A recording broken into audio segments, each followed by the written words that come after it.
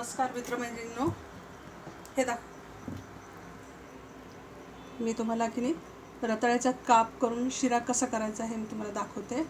अगदी एक स्वीट तयार होतं पूर्ण. प्रथम आपण सर्वप्रथम याच्यामध्ये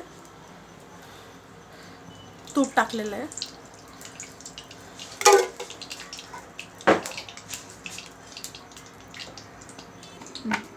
अर्धा किलो प्रमाणात मी रताळी घेतलेली आहेत. रताळी वरनं जेवढी आपल्याला बाजारातून आणतानाच बघून घ्यायची की ज्याच्यामध्ये जास्त दशा नसाव्यात. दशा म्हणजे फायबर जास्त तयार झालेलं असं, परिपक्व खूप नसावी.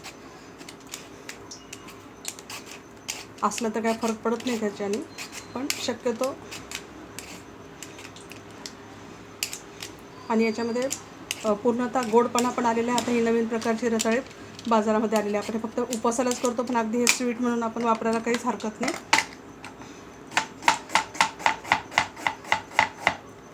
मी पहिलं हे धुवून घेतलेलं आहे व्यवस्थित, पूर्ण माती वगैरे साफ करून घेतली आहे तुरटीच्या पाण्यात भिजत घालून. नंतर हे मी असे काप केलेले, नंतर हे तूप कडकडीत केलेले आणि त्याच्यावर मी आता हे काप टाकत आहे. म्हणजे रताळे शिजवून किंवा कुकरमध्ये बिना पाण्याची करतो ना आपण, त्याच्यापेक्षा हे खाताना समजत नाही कशाचं स्वीट आहे. याच्यामध्ये जर जास्त फायबर तयार झालं असेल तर ते दाताखाली आलं की मग ते थोडंसं हे होतं आणि त्याचा वास पण येतो.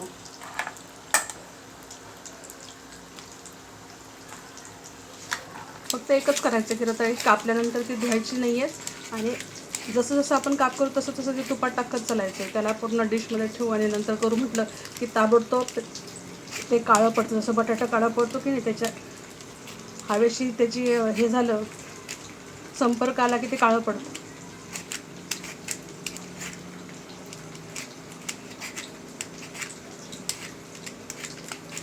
प्रकार उघडा पण ठेवायचा नाही कॅरीबॅगमध्ये, फ्रीजमध्ये न ठेवता वरती ठेवायचं. ज्याने कॅरीबॅगचं ते तोंड तुम्ही छिद्रे पाडून बाजूला कवर केलं तरी चालतं, किंवा उघडं ठेवावं, जेणेकरून त्याच्यातलं पाणी आहे ते पूर्ण नष्ट होणार नाही.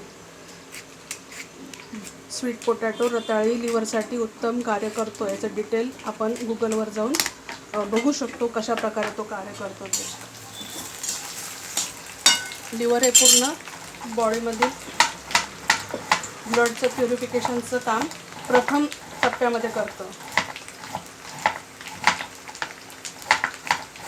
तर त्याची हेल्थ चांगली ठेवण्यासाठी रताळीचं सेवन आवर्जून करावं. आपल्याकडे रताळी ही फक्त उपवासासाठीच वापरली जातात, पण ती अशा प्रमाणात वापरायला पाहिजे.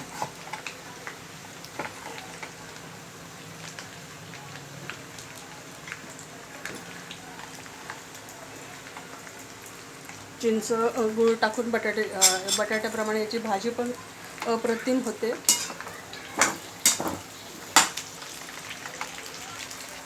बघता बघता काय लागतं काय नाही ते बघावं ना. मी तुपामध्ये बटाटे पूर्ण रताळी पूर्ण पील करून स्वच्छ केलेली रताळी डायरेक्ट काप करून तुपामध्ये टाकलेली आहे. आणि भांडं ज्याच्यात आपण करू ती पॅन जी आहे ती जाड बुडाची असावी. आणि आता याच्यामध्ये मी या प्रमाणात थोडासा गूळ टाकणार आहे. याच्यामध्ये मी जायफळ विलायची साखरेमध्ये मी ग्राइंड करून घेते आहे.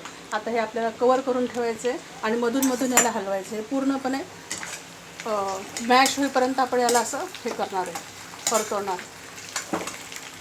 आता काय कवर के हे काप परतत आहेत तुपामध्ये, तोपर्यंत आपण काय करत आहे, याच्यामध्ये कंपल्सरी नाही आहे, पण शक्यतो मुलांसाठी आपण करत असताना, हिवाळा आहे तर हेल्दी कसं करायचं, याच्यामध्ये मी घेतलेले बदाम, जे ड्रायफ्रूट अवेलेबल आहे ते घेतलेले आहे.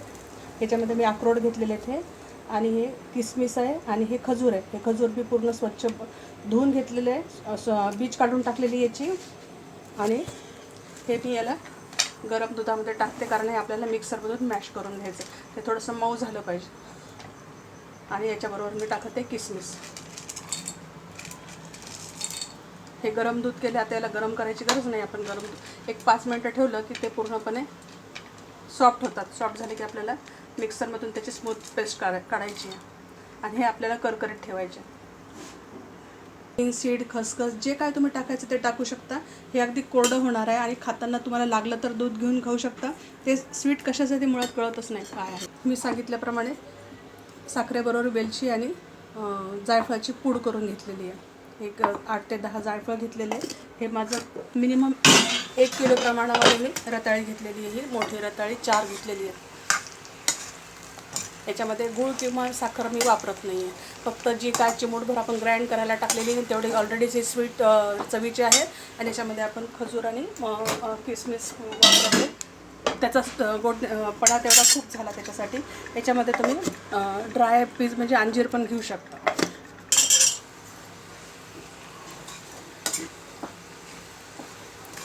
आता हे काप मॅश होईपर्यंत हे झालेले आहेत. असे छान गोल्डन रंगावर परतून घेतलेले आहेत मी. त्याच्यामुळे उकडलेल्या बटाट्यापेक्षा याची टेस्ट अप्रतिम लागण्याचं कारण आणि टिकण्याचं कारण हे एकच आहे. त्याच्यावर मंद आचेवर हे छान असे क्रिस्पी फ्राय झालेले आहेत.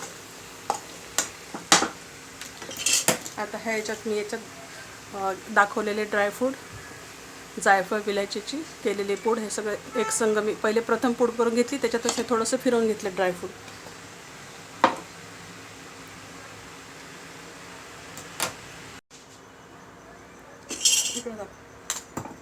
दुधामध्ये किसमिस आणि खजूर गरम दुधामध्ये 5 मिनिटं टाकले होते. हे आता मी मिक्सरला लावूया.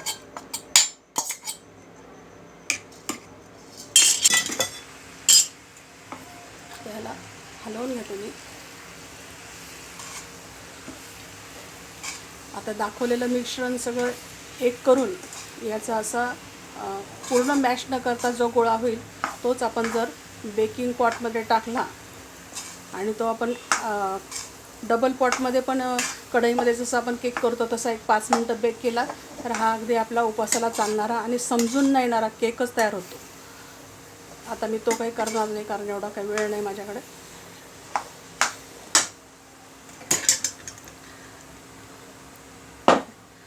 हे सगळं मिक्सरला लावून घेतल्यानंतर हे खजूर आणि मनुका गरम दुधामध्ये एक 5 मिनिटं ठेवून मिक्सरला लावून घेतले. याची अगदी स्मूदी तयार झालेली आहे. आता आपण ही याच्यामध्ये टाकत आहेत. आता ही जे आपण स्मूदी टाकलेली आहे किसमिस आणि ड्राय याची खजूराची, ते आपण याच्यामध्ये, खजूर ओलेच आहेत पण ते नेहमीच्या खजूरपेक्षा सुकलेले आहेत.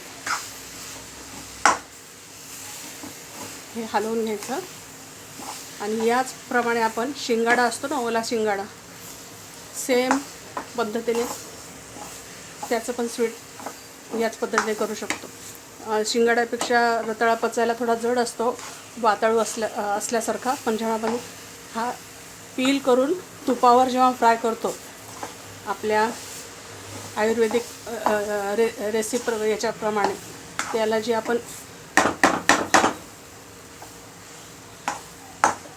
तुपाबरोबर फ्राय करण्याची जी हे केलेली आहे त्याच्याने त्याचा वातळूपणा कमी होतो.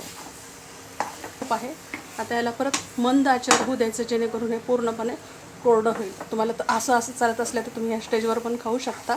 फक्त याच्यामध्ये सगळे हे एकजीव चवीचे व्हायला हवेत. याच्यात आपण मीठ, स्वीट कुठलंच वापरलेलं नाही आहे. तर मैत्रिणींनो, तुम्ही याचा रताळ्याचा शिरा म्हटलं तरी तुम्ही हरकत नाही, म्हणण्याने काही फरक पडणार नाही आहे. पण हा टिकाऊ आणि पौष्टिक असा हा मिठाईचा प्रकार तयार झालेला आहे. अशा प्रकारे तुम्ही रताळ्याचा वापर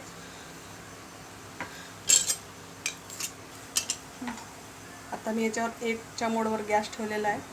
आता ह्या लेवल मी न हलवता फक्त मंद आचेवर हे 10 मिनिटं ठेवणार आहे आणि त्याच्यानंतर लगेच गॅस बंद करून टाकणार आहे.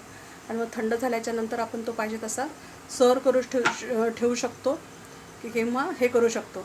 आणि हा रताळ्याचा असल्यामुळे आपण याला फ्रीजमध्ये ठेवणार नाही आहे, हा वरती ठेवूनच वापरायचा आहे. म्हणजे 1 ते 2 ते 3 दिवसामध्ये संपेल या दृष्टीने असावा. तर मैत्रिणींनो, अशा पद्धतीने तुम्ही रताळ्याचा स्वीट करून बघा. तर कसा वाटला सांगा मला. रताळ्याच्या कापापासून केलेला रताळ्याचा शिरा आणि आपल्या फॅमिलीबरोबर अशा पद्धतीने तयार करून एन्जॉय करा आणि मला रिप्लाय द्या. Please like, share and subscribe. Thank you.